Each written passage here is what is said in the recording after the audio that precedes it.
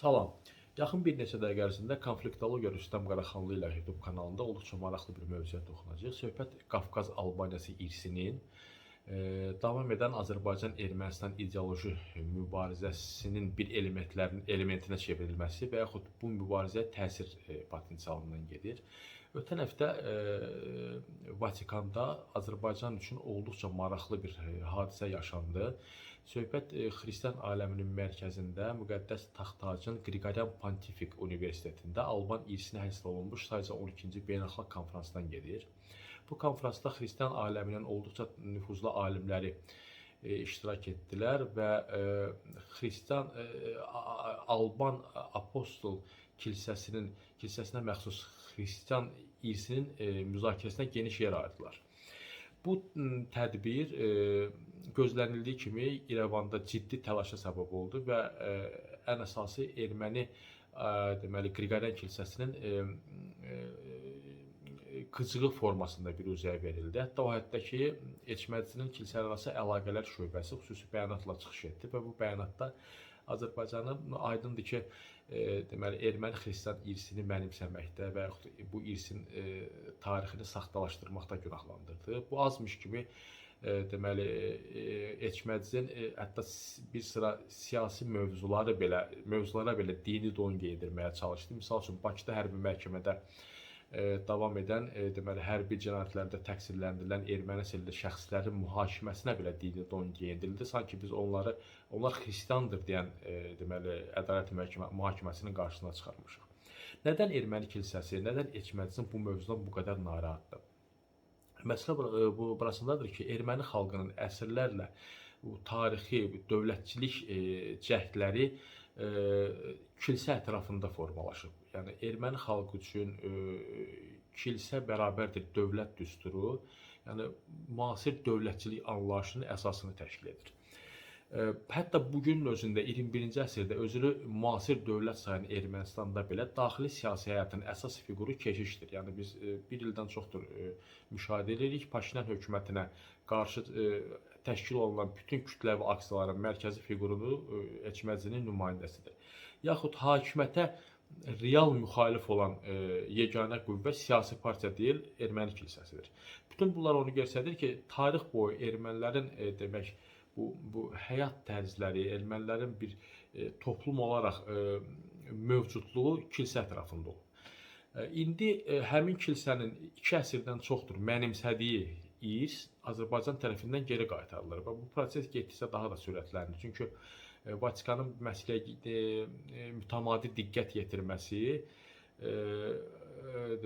Azərbaycanın tarixə əsaslanan arqumentlərinin daha aydın anlaşılması mənasını verir. Ötən ilin iyulunda Vatikanın yeganə rəsmi orqanı olan qəzetdə Alban irsinə dair çox geniş bir məqalə dərc olunmuşdu və məqalədə açıq şəkildə deyilirdi ki, 1828-ci ildə imzalanmış Türkmənçay müqaviləsinə qədər mövcud olan bu bölgədə mövcud olan xristian abidələrinin mütləq əksəriyyəti Alban Apostol kilsəsinə məxsus olub və burada erməni kilsəsi barədə danışmaq əslində qalsa gülüşdür.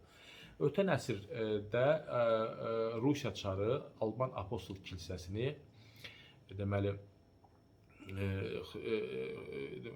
erməni Qriqoryan kilsəsinə tabe etdirir və bunun nəticəsində çox zəngin tarixi olan, irsi olan Alban Apostol kilsəsinin süqutu və tənəzzülü prosesinə start verilir. Nəinki kilsənin tənəzzülü, o cümlədən burada yaşayan xristian xalqlarının erməniləşməsi prosesinin başlanğıcı idi. Və bu müddət ərzində, yəni həmin dövrdən bu yana erməni kilsəsi sürətlə bizə məxsus Qafqaz Albaniyasına məxsus xristian abidələrini mənimsəmək, özününkiləşdirməklə məşğul olub. Və indi bugün nəinki Qarabağ və Şərqi Zəngəzur arasında olan məbədlərdən, o cümlədən müasir Ermənistan ərazisində olan bir sıra xristian tarixi obyektlərinin Alban irsinə məxsusluğu perspektivi var və bu təbii ki, bütün bunları erməni kilsəsi əlindən çıxarmağa çox qorxur. Erməni kilsəsinə məxsus olan bir sıra təşkilatlar var ki, onlar da Vatikanda keçirilən tədbir barədə demək, qıcıq dolu bəyanatlar yayırlar və mənim diqqətimi burada çəkən bir məqam oldu ki, həmin bəyanatlarda Qarabağ ərazisində olan Amaraz, Xocavənddə yerləşir Amaraz, Kəlbəcərdəki deməli Xudavəng və Ağdərən Vəng kəndindəki deməli Qafqaz Albaniyasının Apostol kilsəsinin mərkəzi olan Gəncəsar məbədlərinin adı çəkilir və Azərbaycan güya bu məbədləri tarixini saxtalaşdırmaqda günahlandırılır. Amma misal üçün Şuşada yerləşən Qazancı kilsəsinin adı da çəkilmir. Çünki bu Qazancı kilsəsinin cəmi 200 illik tarixi var və bunun bir tarixi, qədimlik yükü yoxdur. Son 4 ildə Azərbaycan Ermənistana həm hərbi sahədə, həm də diplomatik masa arxasında olduqca sarsıdıcı zərbələr edilir və bu zərbələrin nəticəsində bugün Ermənistan dövlətinin və dünya erməniliyinin Azərbaycana məxsus torpaqları, hansını ki 30 il ərzində işğal altında saxlayıblar, əsaslı beynəlxalq hüquqi və tarixi arqumentli deməli iddiaları yoxdur. Onlar bunu qəbul ediblər ki, nə beynəlxalq müstəvidə, nə də tarixi nöqteyi nəzərdən artıq söylədikləri o yalanların heç bir aktuallığı qalmayıb və o çox az adamı dünyada inandıra bilər. Yəni Azərbaycanın bu istiqamətdə həyata keçirdiyi siyasət öz bəhrələrini göstərib. Ona görə də erməni kilsəsinin bu torpaqları hər hansı bağlılığını, perspektiv üçün hesablanmış bağlılığını əsaslandıracaq bir amil var. O da Qarabağda yerləşən o qədim xristian məbədlərdir, xristian irsidir. Və bu baxımdan, məhz bu baxımdan erməni kilsəsi ciddi narazılıq keçirir. İndi Vatikanın zaman-zaman getdikcə bu məsələyə daha çox diqqət ayırması onu göstərir ki, burada olan xristian irsinin xristian aləminin mərkəzi tərəfindən, müqəddəs Taxtaş tərəfindən perspektivdə Alban Apostol kilsəsinin irsi olaraq rəsmən tanınması perspektiv çox ciddidir və bunun ciddiliyini də İrəvanda da, o cümlədən Eçməcində də anlayırlar. Və orada qorxu nəinki tək Qarabağ ərazisində olan məbədlərlə bağlıdır.